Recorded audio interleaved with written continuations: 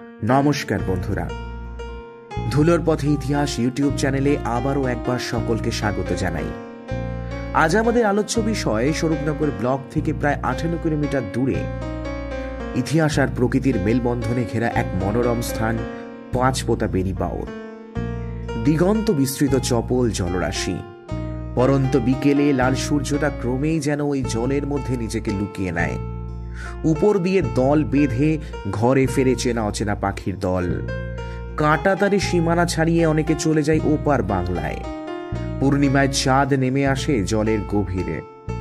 নৌকার বৈঠার আঘাতে চাঁদের শরীরও যেন এলোমেলো হয়ে যায়।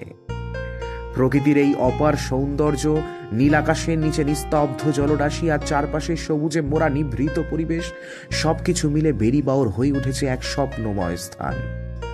ইতিহাস প্রেমী আর প্রকৃতি প্রেমী উভয়ের মনকে সে মুগ্ধ করে রাখে।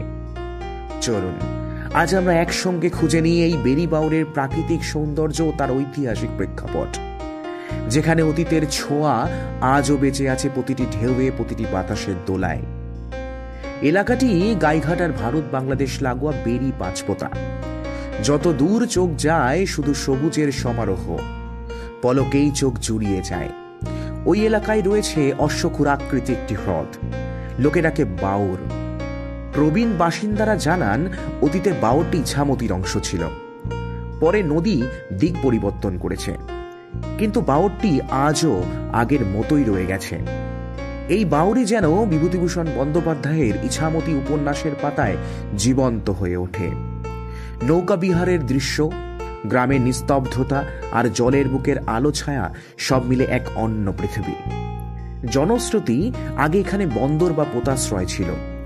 রাজা প্রতাপাদিত্য ইছামতি নদী ধরে এখানে এসেছিলেন। বেরি বাউর ছাড়াও সংলগ্ন এলাকায় রয়েছে ডুমর বাউর, বলদেঘাটা বাউর, ঝাউডাঙ্গা বাউর আর ইছামতি নদী। নদীর ওপারে বাংলাদেশ, এপারে দাঁড়িয়ে দূর থেকে ওদেশের গাছগাছালি, বাড়ি ঘর, হলুদে ভরা সর্ষে ক্ষেত দেখা যায়। রয়েছে প্রাচীন কালী মন্দিরও। এই পারে পাঁচপোতা, ওপারে বেরি বাউর ঘিরে তৈরি হয় এর নাম বেরি বাউর। পাঁচপোতা বাজার থেকে ভিতরে ঢুকলেই শুরু হয় পথের গল্প। প্রথমে কঙ্কনা বাউর, তারপর সমিতির ঘাট, আর তারপরেই সেই ঐতিহাসিক রামনগর ঘাট। কথিত আছে স্বয়ং শ্রী শ্রী রামকৃষ্ণদেব দক্ষিণেশ্বর গমনকালে এক সন্ধ্যায় এই ঘাটেই বিশ্রাম নিয়েছিলেন। ঘাটের পাশের সেই বাড়িতে আজও আছে প্রায় 352 বছরের পুরনো কালী মন্দির, যেখানে একসময় নরবলি দেওয়া হতো। স্থানীয়রা বলেন রাতের অন্ধকারে এখনো নাকি মেলে গলাকাটা পরী আর ঘোড়ার ছায়া। বাউরের চারপাশে ছড়িয়ে আছে ইতিহাস আর রহস্য। পাশে ঝাউডাঙ্গা, ঠিক পাশেই বিএসএফ এর অতন্দ্র প্রহরা। তারপরেই 1 শতাব্দী পুরনো মহা শ্মশান, যেখানে আজও পোড়ানো হয় বেওয়ারিশ বা ডকুমেন্টবিহীন দেহ। আর নদী পেরোলেই শুরু হয় বাংলাদেশের গাবতলী গ্রাম।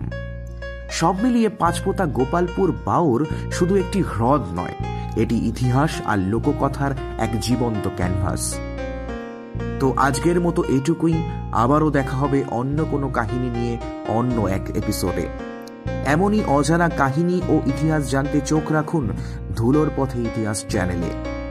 আপনাদের সঙ্গেই থাকুক বাংলার অতীতের এই পথ চলা। বন্ধুরা, ইতিহাসের এই পথে যদি হেঁটে ভালো লাগে, একটু ভালোবাসা দিন, লাইক আর সাবস্ক্রাইবের রূপে। বেল আইকনের মৃদু ধ্বনি যেন পৌঁছে দেয় পরের গল্পের আহ্বান আপনার কানে। সঙ্গে থাকুন, জানুন, খুঁজে নিন ধুলোর পথে লুকানো ইতিহাস।